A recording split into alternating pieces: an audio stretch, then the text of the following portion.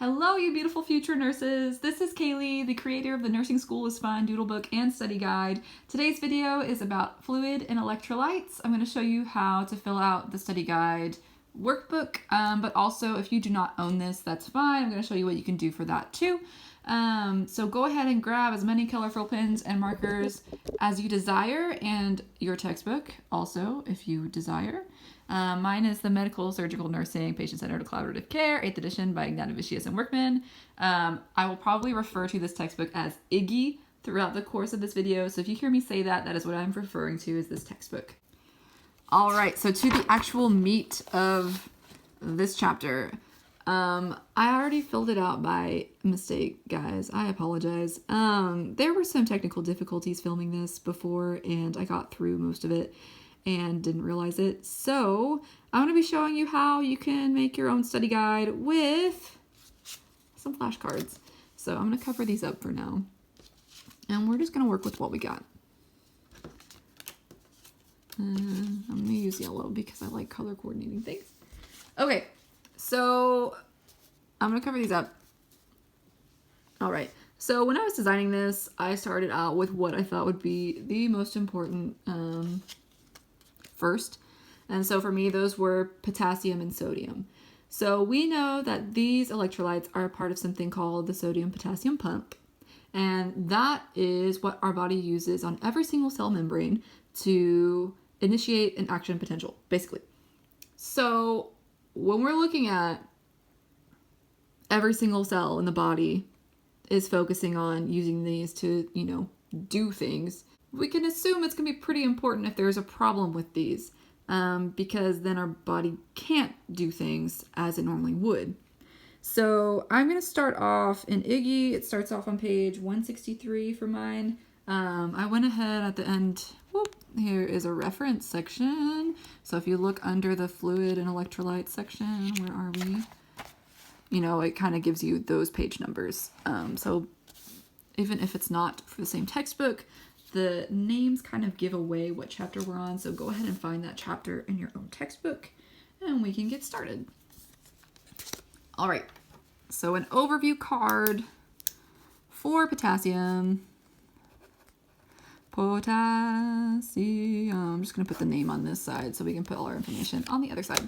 Like I said, this is a tiny card. I'm trying to condense as much important information as possible to a quick little study guide. So if that's not what you want, that's fine.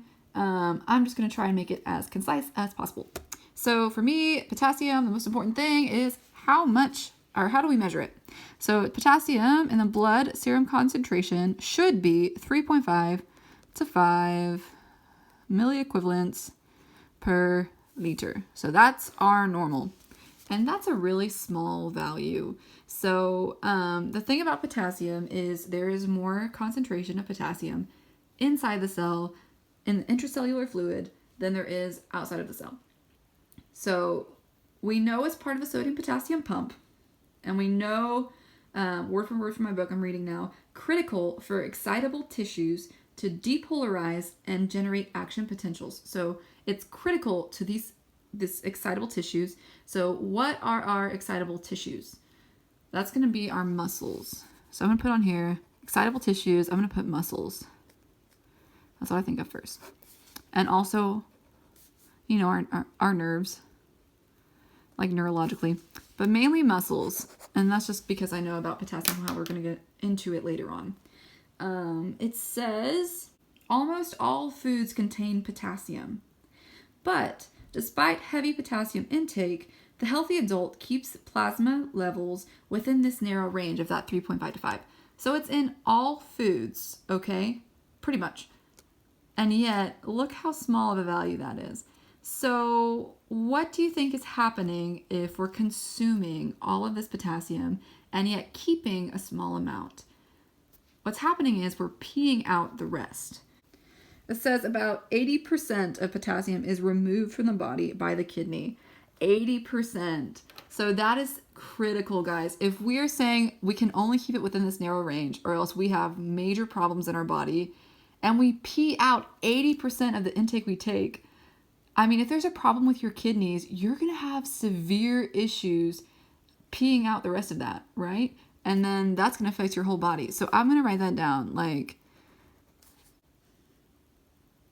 I'm going to write down kidneys.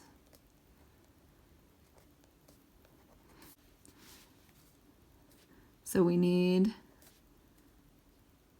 to function to filter out. So if our kidneys have a problem, we got a problem with potassium. All right. So that was just the intro. I'm going to go ahead and put that to the side because that was just our intro. We already got the main points down though. Potassium, blood serum level. It's that small little bit, 3.5 to 5. It's got a huge function with, excitability of tissues. So we're worried about our muscles mainly, but also, any kind of neurological effects might be seen. And then also we know the kidneys need to work for us to get potassium out because it's in so many foods. So we're going to start off with what happens when it's low. And that is called hypokalemia. And hypo, we know that means low. And kalemia, you can think of that because K is the abbreviation for potassium. So low potassium.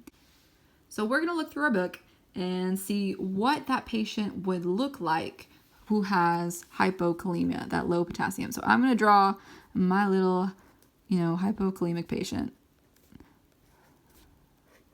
I'm not an artist, guys. You don't have to be either. Okay, that's my little patient. Okay, so hypokalemia is when we're less than that 3.5 milliequivalents per liter in our blood. And the first thing my book mentions when we're assessing this patient is respiratory changes. And if we think about that, we know potassium affects muscles. And our respiratory system is dependent upon the muscles in your diaphragm.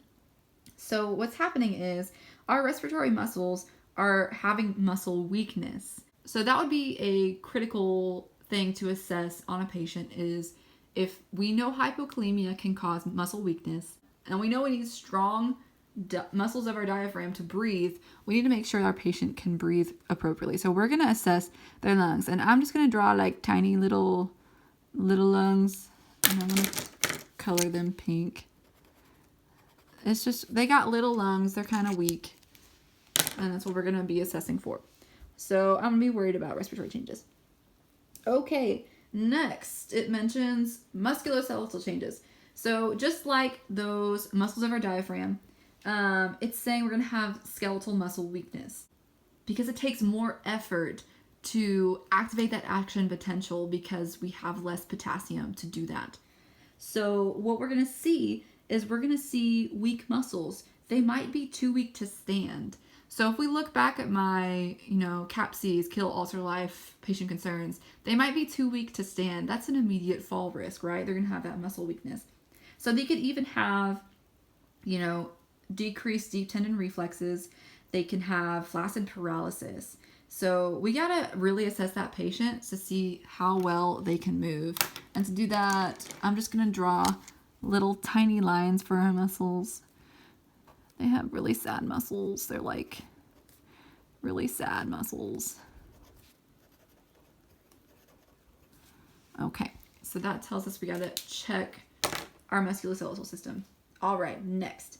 Cardiovascular changes. So that makes perfect sense. We've seen a pattern here. We've seen weak respiratory muscles and we've seen weak skeletal muscles. Well, what else are the muscles that are going to be affected in our body? We got the heart. The heart is a muscle. And that is an extremely dangerous situation to be in because we don't want anything to affect our heart. That's a dangerous situation. And it says that we can have a decreased pulse rate. We can have very slow or very rapid or very irregular heartbeat. We can have a weak, thready pulse, and we can have orthostatic hypotension, which again puts them at another fall risk. So we're assessing their lungs, we're assessing their fall risk, we're assessing their heart. So let me draw a little tiny heart too, because their heart's having problems. I don't know if you can see that, guys.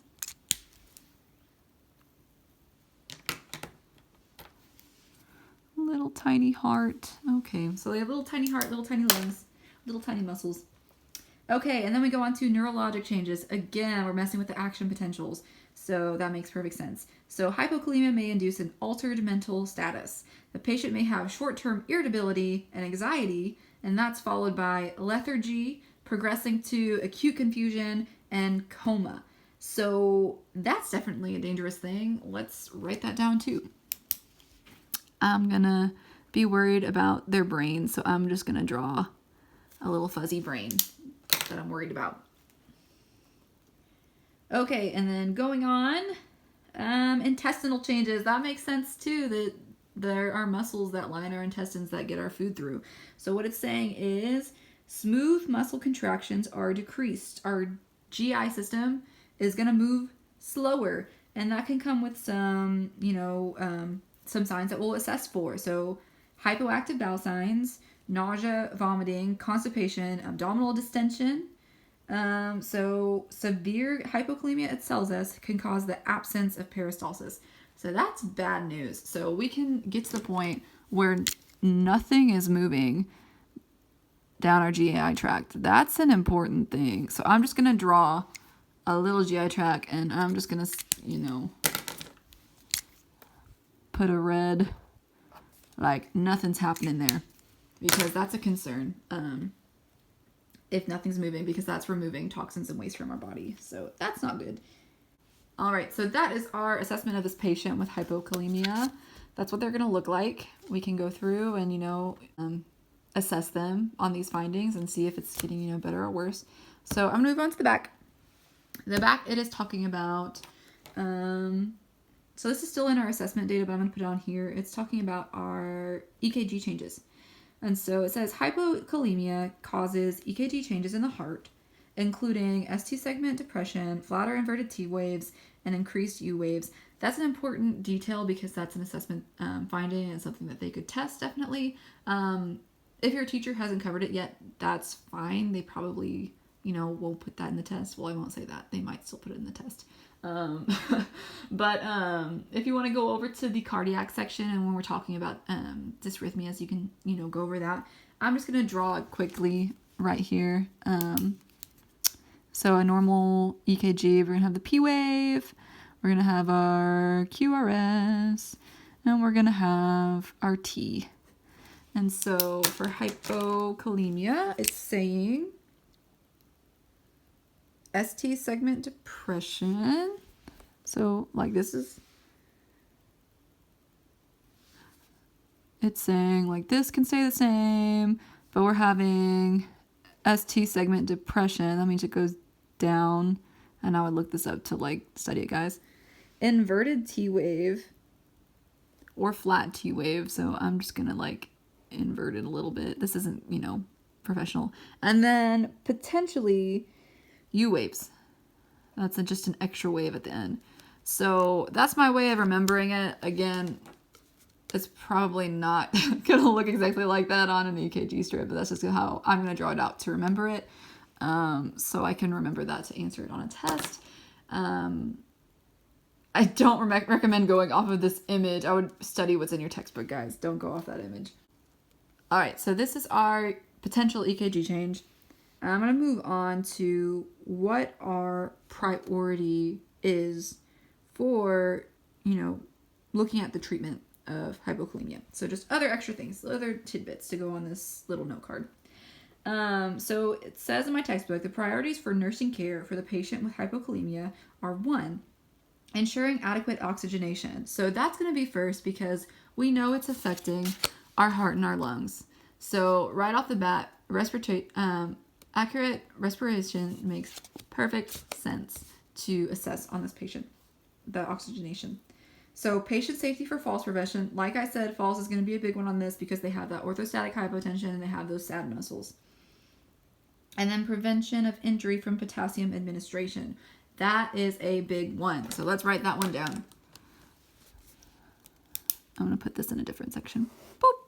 So, K, administration. This is a big one, guys. So we never give potassium IV push. We never give potassium IV push. It will kill a patient. So under your kill tab, go ahead and write that down. We are never giving a patient IV push potassium because it will give them a cardiac arrest. They will die. So it goes on further to explain a dilution no greater than 1 milliequivalent of potassium to 10 milliliters of solution is recommended for administration. So if we have to give it via an IV, we are giving it diluted 1 milliequivalent to 10 milliliters of that solution. And we are not going to exceed the administration rate of 20 milliequivalents per hour under any circumstances. Again, potassium is not given by IV push to avoid causing cardiac arrest. If we give potassium too quickly, their heart will stop. So I am writing that down because that seems like one of the most important things that we are going to learn in this chapter, that it can immediately kill a patient. So again, 1 milliequivalent of potassium to 10 milliliters solution is safe. Solution. I can't spell. And then we're not going to exceed 20 milliequivalents per hour. And then we're like, we're not going greater than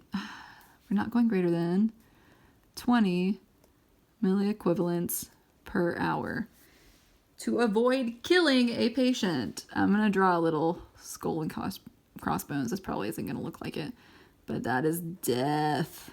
So that's probably the most important thing to add to this. So for hypokalemia, we've got what it looks like. We've got 2 really important things.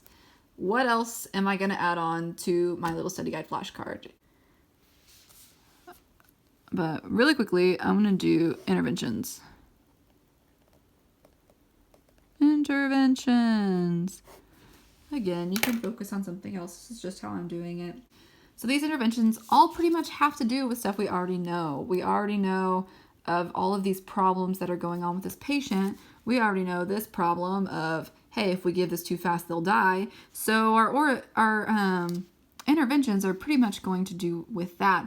So our interventions are, if we give potassium, we're going to start oral first. So start orally first. Start oral, okay, first. We prefer to give it orally. You know, they're going to swallow a potassium solution,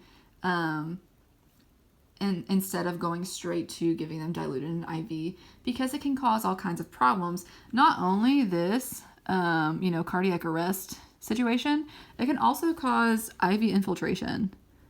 IV infiltration. So that's also our, tissue damage section. That's basically IV infiltration is when the solution somehow, lands outside of the blood, and when we're giving the IV, and it ends up, causing tissue death around the IV site. So that is also a bad thing we're avoiding, and it's really dangerous to give it via IV in general. So if possible, if the patient can pass a swallow test and it's not like a critically low hypokalemia to where they don't, necessarily need it IV, we're going to go ahead and start with the oral potassium solution first. After that, we're going to progress to a diluted solution that meets these requirements. Okay. And then also interventions, we are going to look at what medications they are taking, because if they are taking something that is getting rid of their potassium, we can solve this problem now, but it's probably going to come right back, right?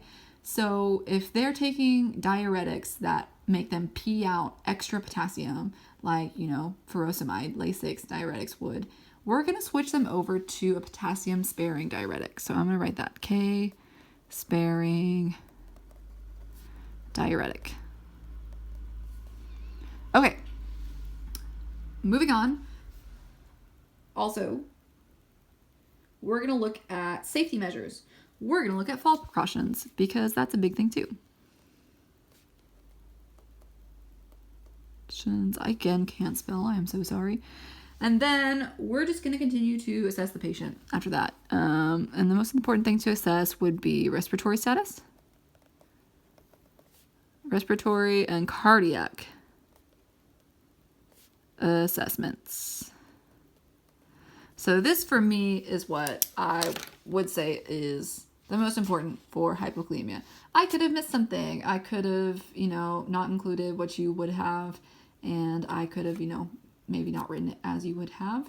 That is fine. You are allowed to complain about that in the comment section below and add it to your own little study guide. And that's all I got to say about that. So we're done with hypokalemia. I'm going to go ahead and move on to the opposite, when our potassium is too high. So that is when, I'm actually going to move that. That's fine. Well, yeah, that's fine. So that is when our hyperkalemia. So again, hyper, too high, kalemia, K is potassium. That's when we're greater than 5 milliequivalents per liter.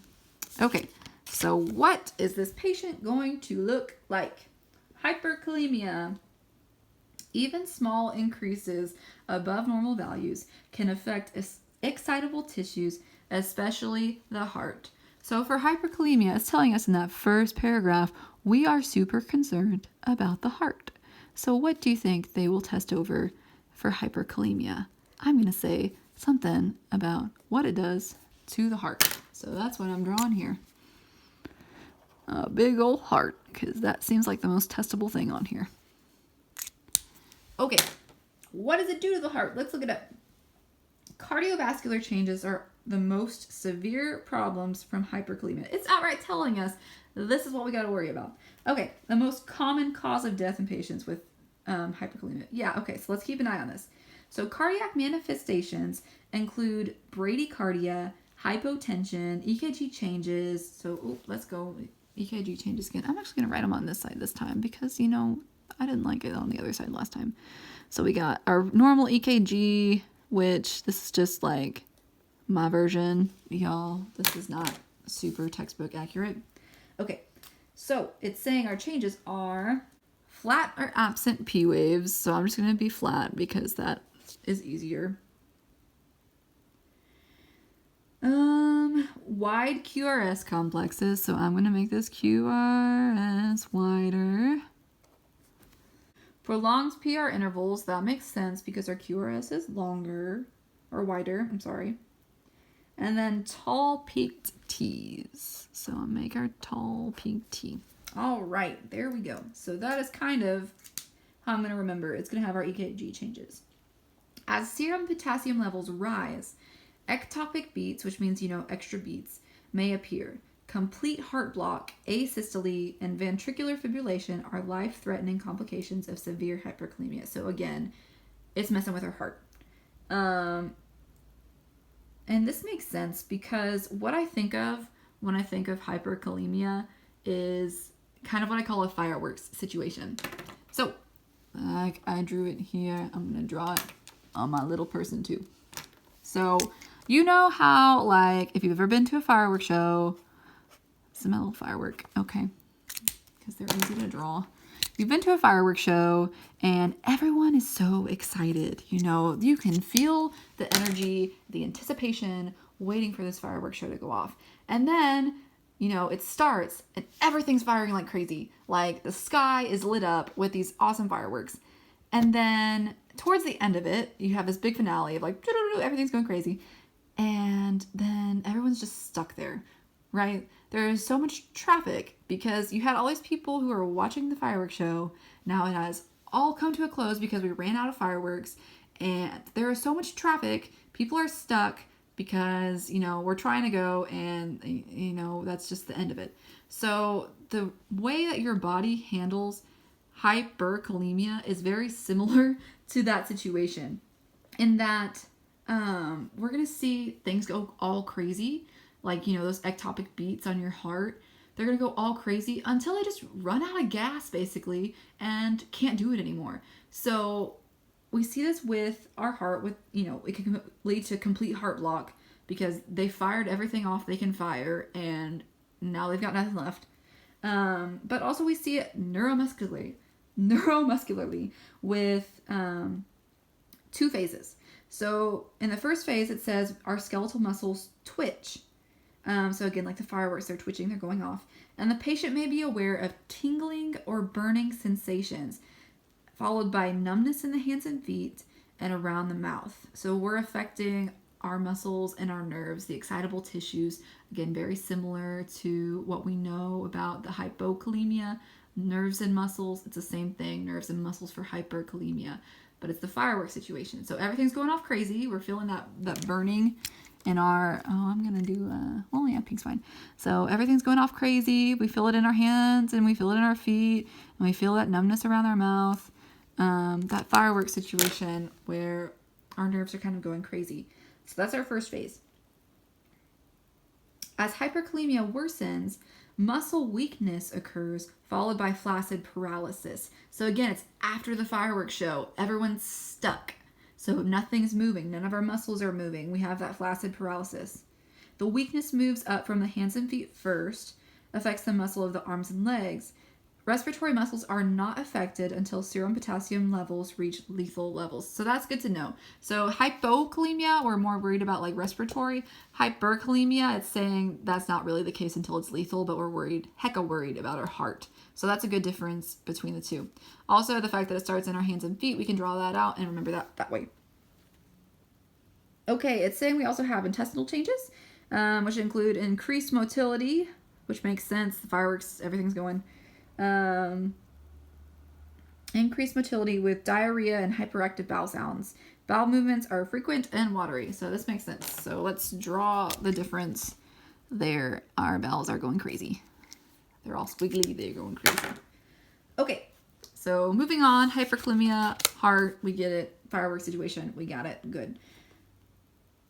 So for interventions, it's saying drug therapy is key. And our priorities are assessing for cardiac complications, patient safety for falls, again, and monitoring the patient's response to therapy and health teaching. So what we're going to do to fix this situation is going to be to help get rid of this extra potassium. So in a normal, healthy patient, what we do to get rid of it is we know we pee it out really easily, right? So it's going to make sense that let's just give them some diuretics, right? Make them pee it out. So diuretics. Oh, sorry. I'm going to do my interventions. Y'all, it doesn't have to be perfect. I'm sorry. Interventions. That's my tab. Diuretics. So let's pee it out. We know the body does that normally pretty well. So let's try that. And we're going to restrict the potassium in their diet, which is going to be hard, okay? Because like I said, potassium's in everything. So they're going to probably still end up consuming a little bit, but we're going to get rid of like the major stuff. Particularly something that is important and tested a lot are salt substitutes, because they replace salt, like, you know, the flavored ones that we put on food, they replace that with the salt substitutes, which contains a lot of potassium. So, and under a life-altering thing, I might put, hey, don't eat that salt substitute anymore, and let them know that that contains a lot of potassium. Okay, but if the reason we have this, you know, high potassium is because their kidneys aren't functioning, we don't want to stress their kidneys by giving them more diuretics, right? So we can give them something instead that's called Ekg. Ekg. And I'm giving the like brand name because the, you know, other name I probably am gonna butcher. I'm trying to say it for y'all. Sodium polystyrene sulfonate. So that's Ekg. So we do that as a backup if their kidneys, you know, we don't want to give them extra diuretics. We can give them that, and that'll help get rid of it a bit slower, but, you know, it's easier on the kidneys, so good on that.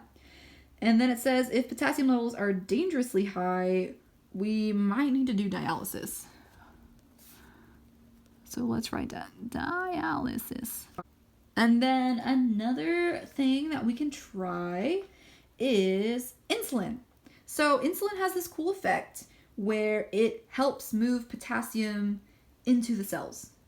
So that's So we can use that to our advantage to get it, if it's, greater than 5 in the blood and it's causing a ton of problems all over our body, we can have the body pull it into the cells where there's a higher concentration to where there's not as bad of an effect, right? So to give the insulin correctly, it's saying we can give 10 to 20 units of regular insulin, 10 to 20 units, regular insulin. But what happens when you give insulin? It doesn't just affect the potassium, it's given to really decrease blood sugar. And we don't want to give them insulin and then give them this whole other problem of now they suddenly are in a coma from too little blood sugar, right? So when we give that, we're going to give it with glucose, with sugar. So it says usually 100 milliliters. So insulin with 100 milliliters of 10 to 20% glucose. So that's important. We got to give it together with glucose. So if you have a question, it's like, hey, we're giving insulin. What kind of IV solution are we going to give with it?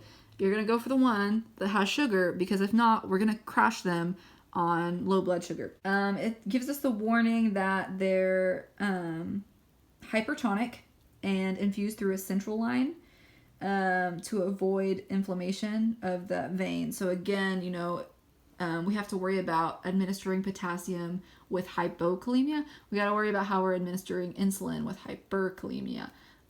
So again, our tissue damage, potential tissue damage from our IV infiltration or IV, solutions, that would be something to put on your, tissue death section of things to worry about.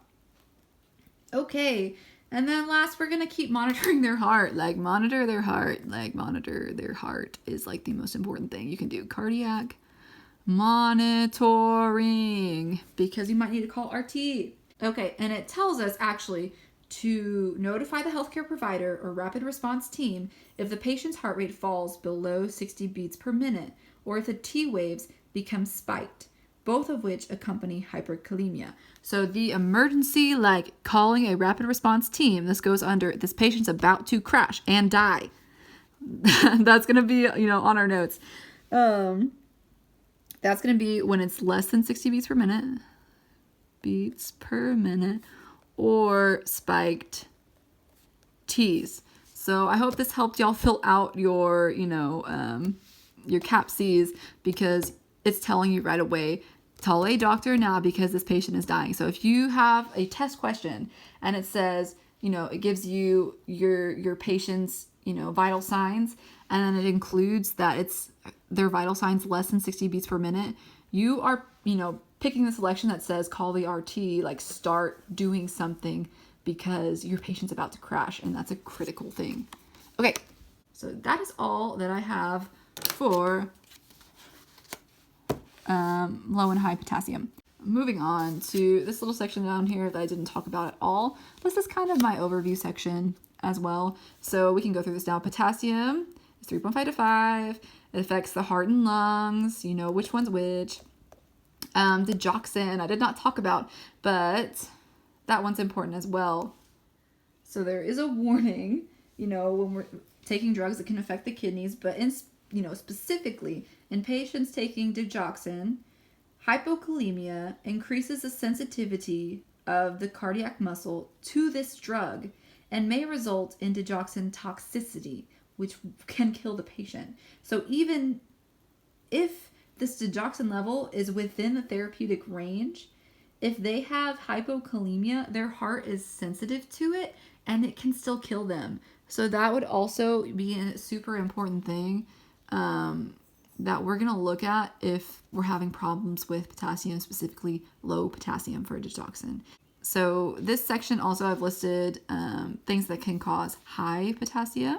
Last little bit if we're going to be looking at what goes low.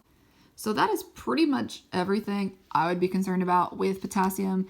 I could look at, these few things, these interventions, and pretty much know everything I need to know about potassium for a test if I had to, right? So we're moving on to sodium.